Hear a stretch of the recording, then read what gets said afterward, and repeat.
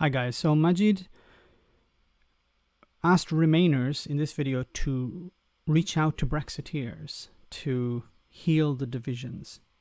So let's hear what he had to say. If that's all true, if that's all the case, then look to that one example I gave of me reaching across the divide to Nigel Farage, and thank you, Nigel, for him responding and saying, actually, I am going to help you, and then actually delivering on his promise. That's what a Remainer, a former Liberal Democrat parliamentary candidate who campaigned for Remain very publicly on these airwaves, can do when reaching across to somebody they disagree with. Because the human spirit is more important and more binding and more lasting than political dispute. Do you actually believe that Nigel Farage helped you in some way that wasn't helping Nigel Farage?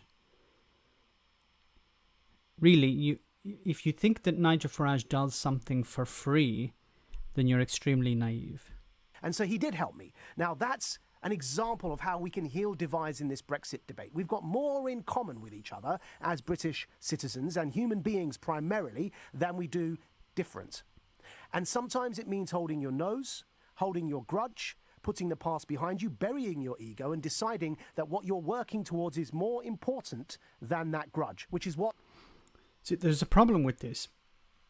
When the UK left the European Union at the beginning of this year, I released a video and I said to the Brexiteers, you have won. You have won the war, the battle. Now it is your responsibility to keep Boris Johnson in check. Boris Johnson said that Brexit is going to be a success, that it's going to make Britain great. Now it's your responsibility to hold him to account. It's not the Remainers. They didn't vote for Boris Johnson. You did. You're the people who voted for the Conservative Party. It's your responsibility. He's your guy. It's your responsibility to make sure that he follows through on his promises. And he's already breaking those promises. What clearly Nigel Farage did when he helped me on this campaign to stop Muslims being oppressed. Who would have thought, right? So there's an example for everyone. Now, can we please, all of us on the Brexit debate, start doing that? Because we're all in a bit of a pickle. I don't believe we needed to be in this pickle, but we did it. Our hands delivered us to this position. Our very own hands put us in this position. I'm not going to rehash that debate. I love my fellow Brexiteers in this country, right? I'm not going to turn against them just because they disagreed with me on something. I'm going to say, like the example I just gave of Nigel and me working on that petition together, how can we as a country replicate that effort across the board on all the big issues of our day? Because at the end of the day, Brexit's now happened. The environment is still important. So what we need to start doing is thinking of a post-Brexit green policy. And what... Why would you think that the Conservative Party cares about the environment? If they are working towards reducing environmental standards and workers' rights and animal rights standards, then why would you think that they would be interested in actually dealing with protecting the environment? You actually believe, does Maajid actually believe that the Conservatives or the Brexiteers care about the environment? They don't. So how are you going to reach across and convince them? What that looks like, because of course we all know who care for the environment, that you need international cooperation on that stuff, right? Yes, you need international cooperation. But the Brexiteer mentality is to close the borders, to isolate the UK, to go it alone. They're working in the opposite direction. Maajid seems to think that Brexiteers want to reach out and connect with other countries. No, they want to do the exact opposite. We all know. So that's a big topic, environment. As is, for example, getting Brexit done, because we lost the debate, right? So how do we do that? Well, do you really think, fellow beloved Remainers, that you're going to get the kind of good Brexit, if, you know, the worst, the least case scenario out of a bad job? Sorry, what is the good Brexit? There is no good Brexit. But I think I understand what he's attempting. He's trying to say, trying to get the least bad, the least damage done possible.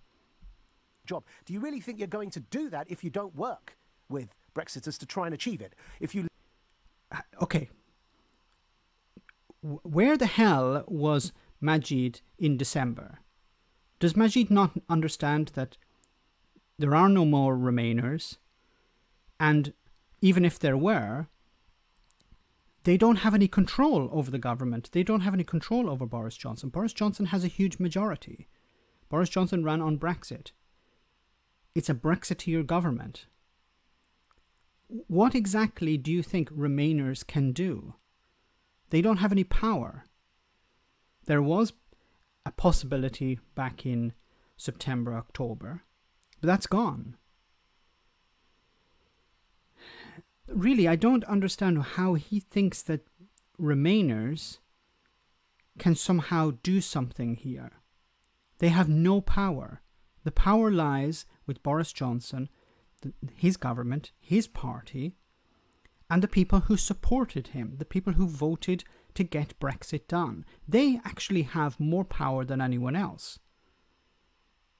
They have more power than the Remainers, because they can put pressure on the politicians that they voted for and say, wait a minute, why are companies closing? Why is money going out of the country? Why are our workers' rights being trampled upon? Why is there extra bureaucracy for goods coming in and out of the country? I thought we were going to have frictionless trade. I thought Brexit was going to be a success. Brexit is turning out to be a disaster.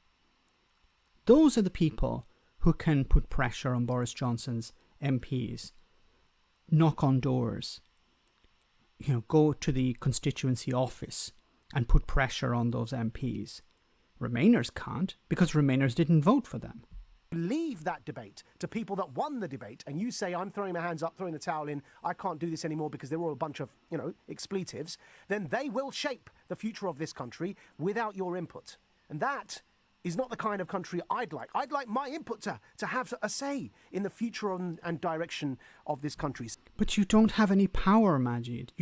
You're not an MP. There's no Remainer party in Parliament still, unless you include the Greens and a few Liberal Democrats. The Labour Party, I don't know where they stand. Boris Johnson, we know exactly where he stands. So what power are you talking about? So I think it's really, really important that we bury the hatchet, bury our egos, and start trying to work out which type of Brexiter we can work with to try and forge a vision for this country going forward. And what should...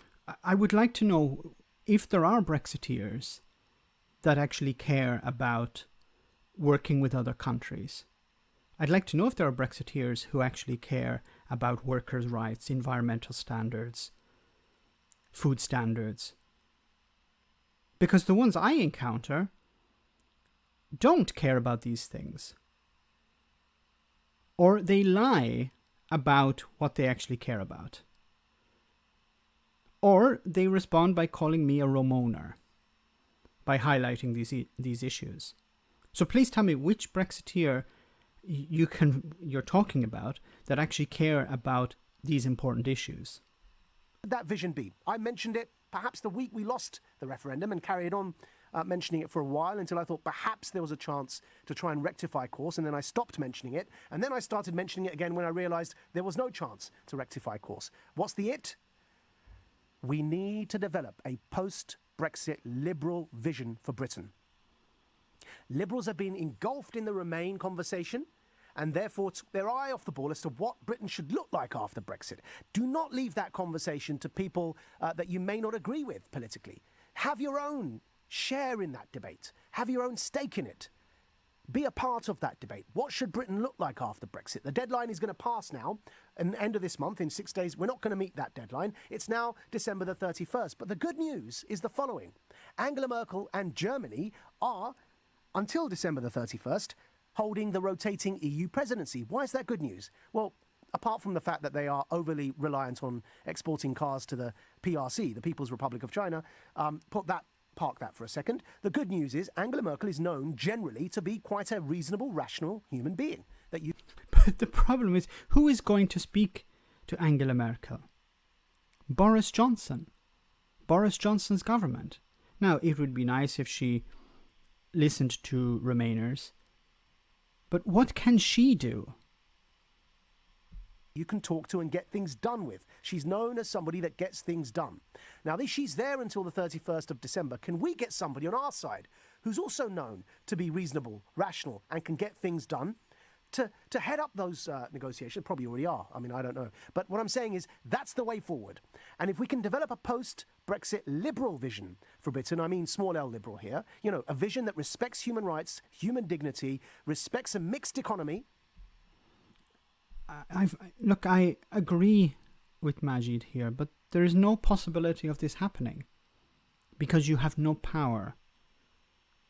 You can attempt to build some type of party or movement, and I wish you luck. But I am somewhat pessimistic because the British people voted against their own interests. Now, how do you convince them not to do that? And you praising Nigel Farage at the beginning doesn't really help the situation, because Nigel Farage is the person who convinced those people to vote against their interests. Now you're hoping to reach out to people like him and convince the people to vote for their interests? Do you really believe that can happen? Doesn't go all the way ultra capitalist, with inequality rising, and tries to turn the United Kingdom into some form of pit stop for global trade, while you're going from the United States of America, the People's Republic of China, or the EU, and on your way to refuel, you stop here, and this is the junkyard where you pick up all your bits and pieces and your snacks for the rest of your journey. That's not the vision you want this country to be. So we don't want ultra capitalism. We also don't want ultra command economy. Well, the Brexiteers want the pit stop Britain. Zero regulations, a playground for billionaires, and the poor toiling as they always do. A mixed economy, every serious economist under the planet knows this, is the way forward, right? And so let's develop that vision. Who could our allies be? Well, here's another issue. In the new security-conscious environment, clearly referencing again the People's Republic of China's efforts to undermine our national security. In the new security-conscious environment, one of the things I'd recommend, and they happen to share our liberal, human rights-based, humanitarian, democratic values, is that we need to start forging closer and closer alliances with what are known as the Five Eyes nations: New Zealand, Canada, Australia, the United Kingdom, and the United States of America. Those five English-speaking nations, there is already, and the reason they're called Five Eyes is there is already a security and intelligence cooperation going on between those five, but let's make it now political and economic. Let's try and work. But most of those countries care about their citizens. The Brexiteers, the Conservative Party, don't care about their citizens. Boris Johnson doesn't give a crap about national security. And the Brexiteers, I don't even know where they stand on that. They'll pontificate about supporting national security, but at the end of the day, they're willing to throw anyone under a bus. Towards building a new club which can then accept other members beyond the five, right? But let's start with something. So if you believe, as I do, that in a globalized world as we live in, we cannot survive as a tiny island but need allies, then there is your route. There is your direction. Look to the Five Eyes. They share our values. They share our concerns about the world. They don't like genocide, right? There's a starter, so we can work with them. So let's start working with those Five Eyes nations, but we need to deepen our political and economic cooperation with them while maintaining our standards. Let's not let America, this doesn't mean let America trample all over us. No, that's where you use the other three in the five to try and develop a more neutral position in this. But at the same time, let's recognize that for all their faults in the United States of America, they're not genociding Muslims. So it's an interesting idea. But the problem is the people who are driving, who are at the wheel at the moment, are not interested in that. They're interested in gutting the UK. And unfortunately, I think by the time Maajid or his supporters have something up and running, I think it would be too late. I'm sorry to be so pessimistic, but Brexit has done this to me. The idea that people would vote against their own interests has demonstrated that whatever you put in front of them, be it good or bad, they will not actually consider it. They will vote as they're told. Let me know in the comments, guys, what you think. As always, your comments are greatly appreciated. Thanks a lot. Why not become a Patreon and enjoy access to our Discord server where we share news, chat, and have some fun? If you become a patron, you can also make video suggestions on topics that are important to you.